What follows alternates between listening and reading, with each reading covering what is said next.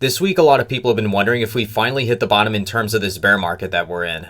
Over the last few weeks, the S&P 500's basically been flat, jumping up some days and then falling back down the next. So it's resulted in share prices not really changing much over the last month, which has some people wondering if we finally hit the bottom. Personally, I don't think we are at the bottom yet, because inflation still yet isn't under control, and Jerome Powell's made it clear that they are going to continue to increase interest rates until they get inflation under control. And since rising interest rates translates into slower economic growth due to debt being so expensive, this is typically going to translate into worse performance in the stock market. But as I'll keep telling people, because I'm a dividend investor, I don't care nearly as much about stock prices. My priority is whether or not my higher yielding dividend stocks can still pay me consistent dividend distributions each quarter or each month. It's actually a lot better when stock prices go lower because I can buy more stocks at a major discount. But keeping track of whether the companies I invest in are still capable of paying me dividends is my number one priority. And what's been so encouraging is that a lot of the companies I'm currently invested in that offer yields of over 10% as of right now are still increasing their dividend distributions. You might remember that last month I talked about some of my holdings in my portfolio that had recently increased their dividends. But the fact is, a few more of my holdings just recently announced more dividend increases.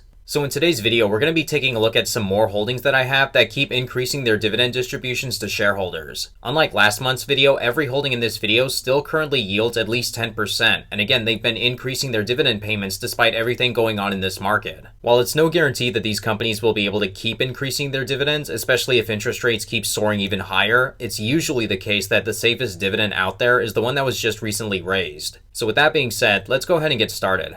The first stock on this list that just recently increased their dividends is Hercules Capital, ticker HTGC. They're a business development company that provides venture debt, senior secured loans, and growth capital to privately held venture capital-backed companies at all stages of development. They generally seek to invest in companies that have been operating for at least 6 to 12 months prior to the date of their investment and like to target the technology, sustainable energy, and life science sectors. Hercules likes to make investments between $10 million and $25 million into each company they provide financing for. They've been around since 2005 and they made it through the financial crisis and actually recovered a lot better and quicker than some of their peers. On October 18th, the company announced that they were increasing their quarterly dividend to now 36 cents per share, which is a 2.9% increase compared to the previous quarter. On top of that, they also announced that they'd be paying shareholders a special dividend of 15 cents per share. As of the making of this video, HTGC currently offers a yield of 10.24%. Hercules Capital is one of only a handful of BDCs that's continued to offer a really impressive amount of growth in both their share price and their dividend distribution over the years. Hercules Capital is the largest business development company that's focused on venture lending with over $15 billion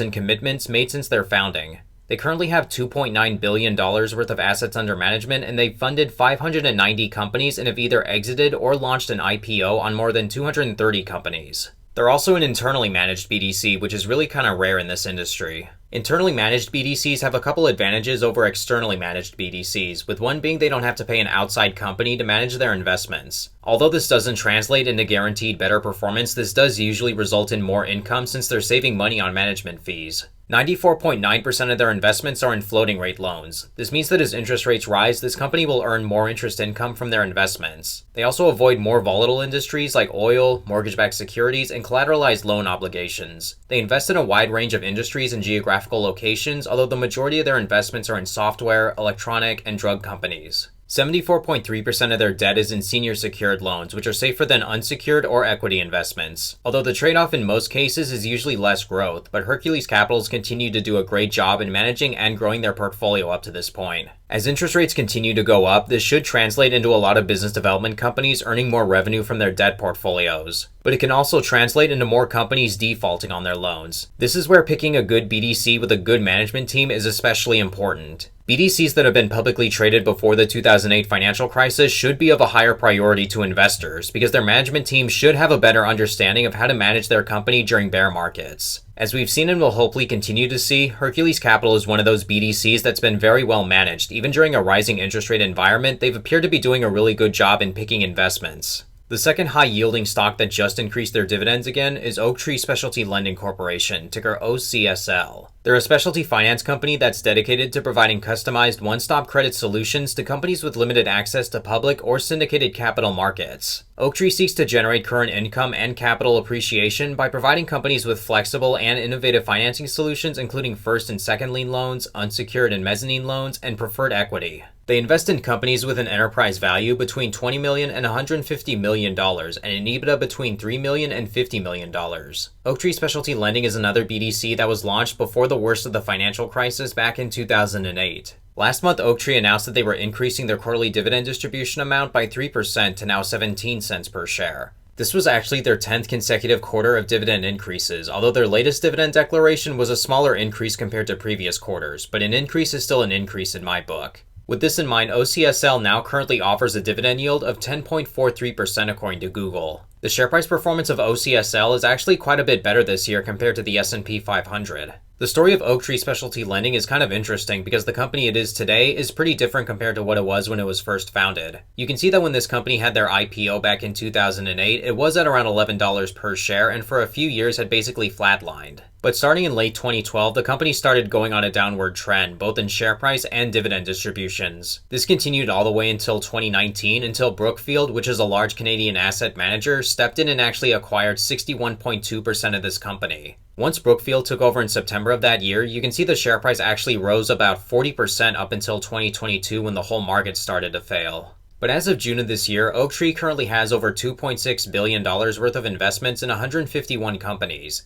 87% of their investments are in senior secured loans compared to unsecured and equity investments. Application software is their largest holding, followed by pharmaceuticals and data processing and outsourced services. Just like Hercules Capital, Oaktree holds an overwhelming majority of floating rate loans, which makes up 88% of their portfolio. Thanks to rising interest rates, this company now earns 9.3% on their debt compared to 8.8% back in March of this year. So even though this company just increased their dividend again, I think Hercules Capital is in a better position than Oaktree. But I'm still staying invested in OCSL because since the Brookfield event took place, this company's continued to post some really good results. This last holding that we're going to look at today that's kept paying higher and higher dividends to shareholders isn't a stock, it's an ETF, and it's the JP Morgan Equity Premium Income ETF, ticker JEPI. This ETF seeks to deliver monthly income and equity market exposure with less volatility. It has a defensive equity portfolio that employs a time-tested, bottom-up fundamental research process with stock selection based on JP Morgan's risk-adjusted stock rankings. It generates dividends by using written out-of-the-money S&P 500 index call options. Despite being an actively managed fund, it charges much lower expenses compared to other actively managed funds at just 0.35%.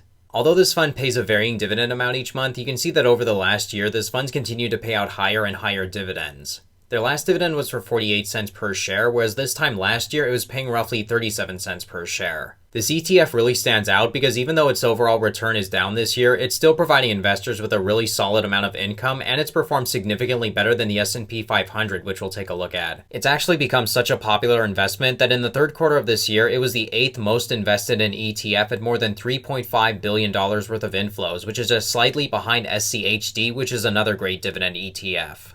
Right now, JEPI currently trades for $52.98 per share, which gives it a current dividend yield of 10.91%. If we actually calculate the total return with dividends being reinvested, you're only down a little over 9% for this year, compared to over 20% with the S&P 500. Looking at what's inside this ETF, we can see it currently holds 122 different securities as of October 21st of this year. It's a really well-diversified fund that holds investments in a lot of different sectors, including consumer staples, industrials, utilities, and healthcare. These holdings reflect this fund's objective, which is to target less volatile investments, which I think it does a good job at. But we've seen in the past that this ETF also holds a rather unusual type of investment, which are equity-linked notes. These are a type of investment you really don't see too many other funds out there hold. But they're kind of unique in that they're debt instruments, but they don't offer a fixed interest rate, but the interest component of ELNs are instead staked in equity options. They're lower risk because they can offer principal protection and they can offer higher interest, but they can see their values change more depending on the market. JEPI uses two different methods when paying investors dividends. First, it collects the dividends from the individual holdings inside of this fund and then passes them on to shareholders. But the second and most important way is by selling options on US large cap stocks and then passing on the option premiums to investors in the form of dividends. This covered call strategy is used by a lot of other popular funds out there that offer really high dividend yields, including Global X's YLD funds, NUSI, and the Amplified Enhanced Dividend Income ETF, ticker DIVO.